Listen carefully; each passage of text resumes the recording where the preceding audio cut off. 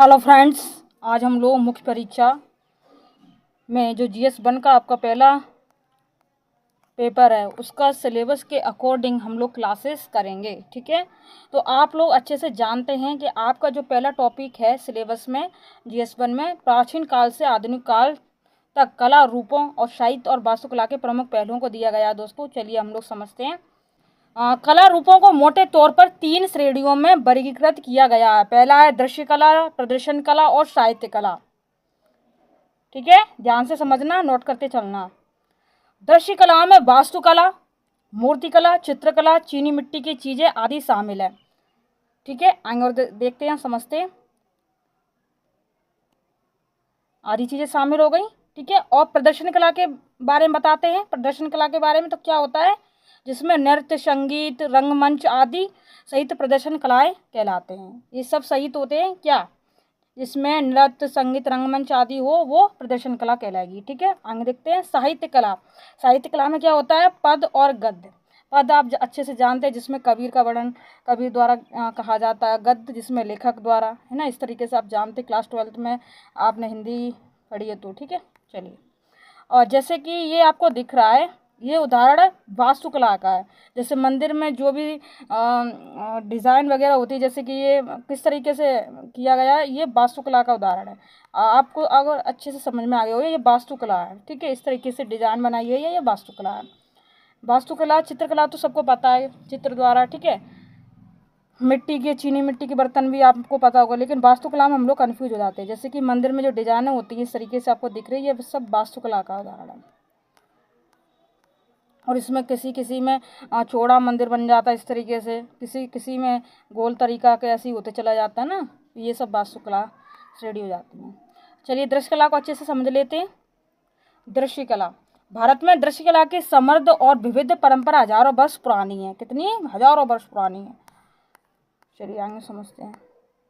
प्रागैतिहासिक काल की जटिल गुफा चित्रकला से लेकर जीवंत समकालीन कला परिदृश्य तक भारतीय दृश्य कलाएं विभिन्न शैलियों, तकनीकों और सांस्कृतिक प्रभावों का मिश्रण है, जो देश के जटिल जटिल में और असंख्य क्षमताओं को प्रतिबिंबित करती है।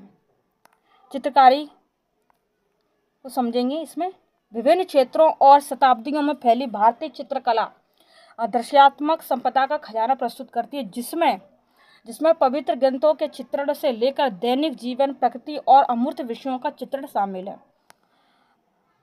गुफा चित्रकारी, अजंता और एलोरा की गुफाओं में बौद्ध विरासत और कहानियों को दर्शाती शानदार भित्ति और मूर्तियां प्रदर्शित है। मंदिर कला में देखेंगे पवित्र कला और वास्तुकला का विकास विस्तृत नक्काशी, मूर्तियों और भित्तियों चित्रों के साथ हुआ है, जो हिंदू, जैन और अन्य धार्मिक मंदिरों को क्या करती है, सुशोभित करती है। दोस्तों चलिए आगे देखते हैं। मुगल लघु चित्रकला। मुगल लघु चित्रकला, यह कला रूप मुगल साम्राज्य के तहत विकसित हुआ, जिसमें दरबारी जीवन, प्रकृति और पौराणिक कथाओं को चित्रित करने वाले सूक्ष्म विवरण, जीवंत रंग और जटिल पैटर्न की विशेषता है। जैसे कि आप अगर यूट्यूब या गूगल पर सर्च करोगे तो आप सिकंदर सर्च करना आगरा, तो जब आप देखोगे वो वीडियो तो आपको खुद ही पता चल जाएगा। अगला देखते हैं राजपूत चित्रकला। राजपूताने की भव्यता और प्रकृति के प्रति प्रेम को दर्शाते हुए चित्र अक्सर पौराणिक कथाओं और त्योहारों और समारोह को दर्शाते हैं। दोस्तों, और जैसे कि ये चित्र है तो इस तरीके से बनाए जाते थे। ठीक है, देखो ब्रिटिश औपनिवेशिक युग ने पश्चिमी शैलियों और तकनीकों को पेश किया, जिससे पूर्वी और पश्चिमी सौंदर्य शास्त्र का संश्लेषण हुआ। अकादमी कला संस्थान स्थापित किए गए, जिनमें भारतीय कलाकारों और औपचारिक प्रशिक्षण प्रदान किया गया। उन्होंने विभिन्न शैलियों और विषयों के साथ प्रयोग करना शुरू किया। उदाहरण के लिए राजा रवि वर्मा यूरोपीय तेल चित्रकला तकनीक में निपुणता प्राप्त करने वाले पहले भारतीय कलाकारों में से थे, उन्होंने भारतीय सौंदर्य विषयों के साथ कुशलतापूर्वक संयोजित किया। इस मिश्रण ने एक नई दृश्य शैली बनाई, जिसमें भारतीय और यूरोपीय दोनों दर्शकों को आकर्षित किया, जिससे पूर्वी और पश्चिमी कला रूपों के बीच एक अनूठा पुल बना। दोनों को मिलने की उनकी क्षमता ने भारतीय कला को अंतर्राष्ट्रीय मानकों और मान्यता तक बढ़ाने में की। आधुनिक एवं समकालीन कला। बंगाल कला विद्यालय ब्रिटिश अकादमी कला शैलियों की प्रतिक्रिया के रूप में उभरकर इसने भारतीय विषयों और तकनीकों को पुनर्जीवित किया तथा उन्हें सुदूर पूर्वी चित्रकला शैली के साथ मिश्रित किया। प्रगतिशील कलाकार समूह 1947 में स्थापित इस समूह का उद्देश्य पारंपरिक शैलियों से अलग हटकर एक नए और आधुनिक कला रूप को बढ़ावा देना था, जो समकालीन वास्तविकता और वैश्विक प्रभावों को प्रतिबिंबित करता है। समकालीन भारतीय कलाकार आज विभिन्न माध्यमों में काम करते हैं, जिनमें इंस्टॉलेशन, डिजिटल कला, मिश्रित मीडिया शामिल है तथा सामाजिक, राजनीतिक और पर्यावरणीय विषयों पर काम करते हैं। उल्लेखनीय कलाकार हैं अभी M.F. हुसैन है, S.H. रजा, अनीश कुमार, सुबोध गुप्ता। लोक एवं जनजाति कला के बारे में लोग समझेंगे। चलिए, अब बिहार में उत्पन्न यह कला अपने ज्यामिति, पैटर्न और जीवंत रंगों के लिए जानी जाती है, जो अक्सर पौराणिक कहानी को दर्शाती है। एक महाराष्ट्रीय जनजाति कला शैली जिसमें मिट्टी की दीवारों पर सरल सफ़ेद रेखीय डिजाइन होते हैं, जो दैनिक जीवन और सामाजिक उत्सवों का प्रतिनिधित्व करते हैं।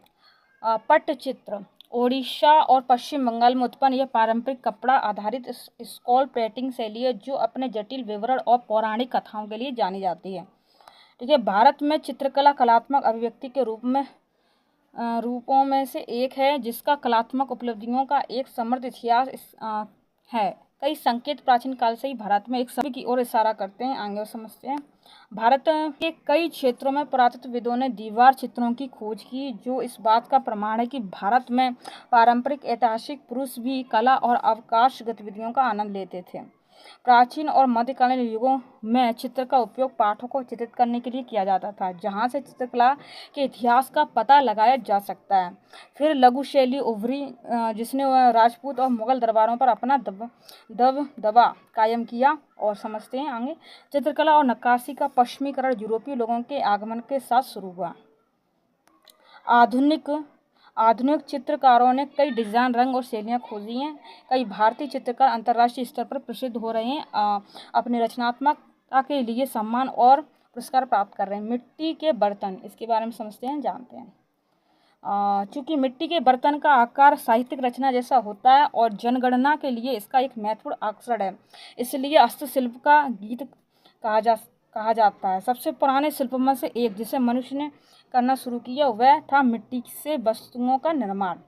सबसे पहला प्रमाण पाकिस्तान में नवपाषाण काल के विशाल स्थलों पर मिला था। खंडहरों से पता चलता है कि लगभग 6000 ईसा पूर्व में मिट्टी के बर्तनों का उत्पादन कितना उन्नत था।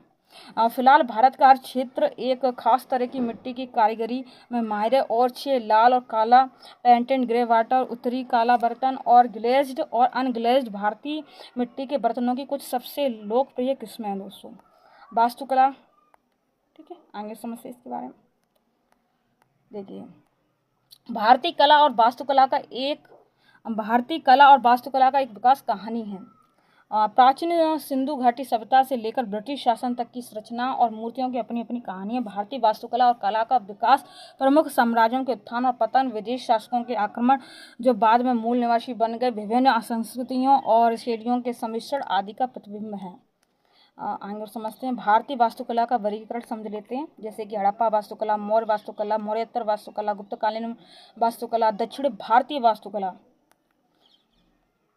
और मुगल वास्तुकला, इंडो गोथिक और नव रोमन शैली। ठीक है, तो ये सब हम डिटेल वाइज कराएंगे दोस्तों। ठीक है, आपको एक बार एकदम पूरा रिव्यू दे रहे हैं। अब आते हैं मूर्ति पर। मूर्तियाँ अपेक्षाकृत मामूली त्रिआयामी कलाकृति हैं। एक मूर्ति आमतौर पर एक ही तरह की सामग्री से बनाई जाती है और लोग उन्हें बनाते समय सटीक आयामों पर कम भरोसा करते हैं। सबसे अधिक बार खोजी गई काष्ठ आकृतियाँ और मोहरें दर्शाती हैं कि हड़प्पा की मूर्तियाँ त्रिआयामी आयतन को प्रबंधित करने में कितनी कुशल थीं। मूर्तियों का इस्तेमाल मुख्य रूप से धार्मिक अभिव्यक्ति के साधन के रूप में और थोराना और मेदी में स्तूपों को सजाने के लिए किया जाता था। सारनाथ के आसपास गुप्त काल के दौरान मूर्ति कला का एक नया स्कूल उभरा।